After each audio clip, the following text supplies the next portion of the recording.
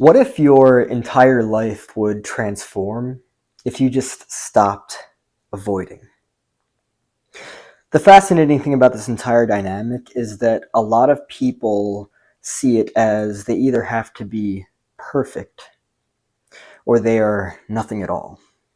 This is, of course, based in black or white thinking. You're either perfect or you're nothing at all. You're non existent. And the fascinating thing about that entire dynamic is that it's both inaccurate and unhealthy because one, it's not possible to be perfect, and two, it's also not possible to be non-existent. You can be exceedingly great at something if you practice a lot, if you discipline yourself, if you really take your time and learn the foundations of whatever it is. But you're not going to be perfect. Now, here's the fascinating thing. A lot of people are actually, I'm going to use the word avoiding here. Avoidance in and of itself is going to be a massive theme in this entire video because it basically creates the foundation for what's actually going on here. A lot of people are avoiding doing things because they are afraid to face emotions. So imagine, for instance, somebody wants to do something, but they have this idea that they need to be perfect at it, or even that, like, right off the bat, they have to be perfect at it. Like, imagine you've never done something before, and the very first time that you do it, you believe that you need to be perfect at it. Again, it's not possible. I do believe in natural talent. I do believe in people being able to pick up on things really quickly, and with that, being able to utilize a skill in a shorter period of time. But in regards to perfection, there's no such thing. And so here's the fascinating thing is that people that believe that they need to be perfect at something, they usually avoid doing it because, I mean, the reality is you're just not going to be perfect at anything. You might be really good at something, a skill, right off the bat, because maybe it just comes natural for you. Some people are like that, like I said before. But the avoidance element of this, which is very fascinating, is that people actually avoid doing things because, yes, they believe that right off the bat they need to be perfect, but they avoid doing it because if they do it and they're not perfect at it, one, they feel non existent, they feel like they're nothing at all, and it's so painful to not be perfect that they are avoiding the painful emotions.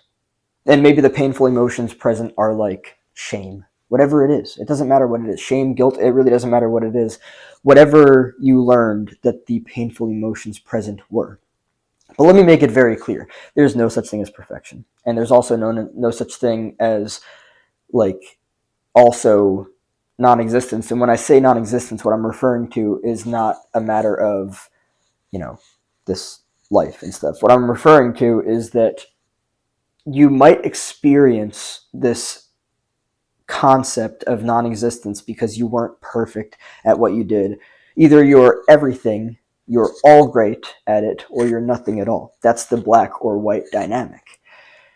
But understanding that you can approach it and recognize, hey, I'm not perfect. That doesn't exist. Everything, it doesn't matter what it is, everything requires foundation. Everything. If you want to build a fucking skyscraper, you're going to need a foundation. If you want to build a skill, you're going to need a foundation.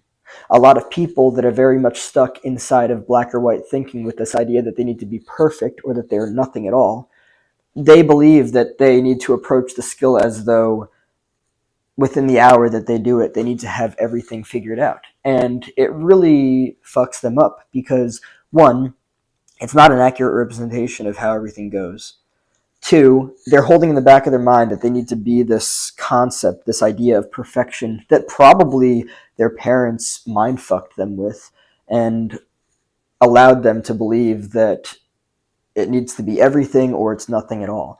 And that you can't instead actually just approach something consistently while not burning yourself out over the course of a period of time and maybe start out not so good at it, but then with reps and everything over and over and over again, you get better at it. Now, the reason why I'm talking about this in this video is because this is something that actually stops a lot of people from, one, starting, and two, getting better. Because the reason why it stops them from starting is because, like I said before, they have this idea that they need to be perfect at it. And so if the perfection is not there when you start, which of course it's probably not, I mean, this perfection is not, it's not existent. It's not a real thing. It's this black or white way of looking at things that people who are, no judgment, but are emotionally immature approach things. Oh, you've got to be perfect at that or else you're not good enough. Or you've got to be perfect at that or else you're nothing at all. You suck. No, there's absolutely nothing. There's absolutely no problem or issue with being interested in a subject and taking, I don't know, a week, a month to get familiar with it. And see, the fascinating thing too is that while they're doing whatever it is that they're doing, that they've set out to, they have all of these ideas in the back of their head that's distracting them from actually absorbing the material and learning the skill or whatever it is. They have these ideas in the back of their mind that they've already got to be there. They've already got to be at that level. And so that's the thing. The blockage in and of itself is the fear of facing the emotional pain of non-perfection. When you face that experience, when you face the emotional pain, I guess maybe it's painful for people to recognize that there is non-perfection. Maybe it's painful for people to look at themselves and see non-perfection, because non-perfection is, in their minds, I suppose, equal to non-existent, which was fucking terrifying in childhood because they learned that either they were perfect or they didn't exist. And they were probably either emotionally fucked up or physically fucked up for not being perfect. Which would make sense because then they would bring that into adulthood and be like, oh shit, I need to be perfect at things like right away or else I'm just fucking terrible. No, you're not. You can transform your life drastically by facing the emotional pain, being present with it, and recognizing that there's no such thing as perfect. There's literally no such thing as perfect. There's exceedingly great, depending on how much you wield a skill. If you show up every single day, starting with the foundation, learn the foundation, and then build upon, and it doesn't have to be every single day either. Consistency is not a matter of every single day. It could be every other day. If you're not feeling like it one day, then okay, But this, in and of itself, is a blockage to so many people's lives because they're avoiding the painful emotion of, well, they're avoiding recognizing that there's no perfection, for starters, and everything requires a foundation to understand everything. If you want to understand, I don't know, the highest level of math, you've got to start with arithmetics. You've got to start with the very basic foundational shit. That's just the reality of it. If you want to be fluent in a language, you have to learn the basic foundational stuff. Everything. And let me take this a step further too. Instead of being worried about learning, about being good enough at it, if you instead turn that into excitement about the curiosity of what it's like to learn something, you can learn. You absolutely can. You can focus. I understand maybe you feel like you have struggles or issues with focusing. Boundaries, focus, and that in and of itself is also a skill which you wield over time. You show up and you focus and you set boundaries, and that's what it is. And notice how I recognize that as a skill. It is a skill to focus, but it's not impossible. It just takes time. You may have taught yourself how to be distracted by a bunch of different things and people, and that's just the way that it is.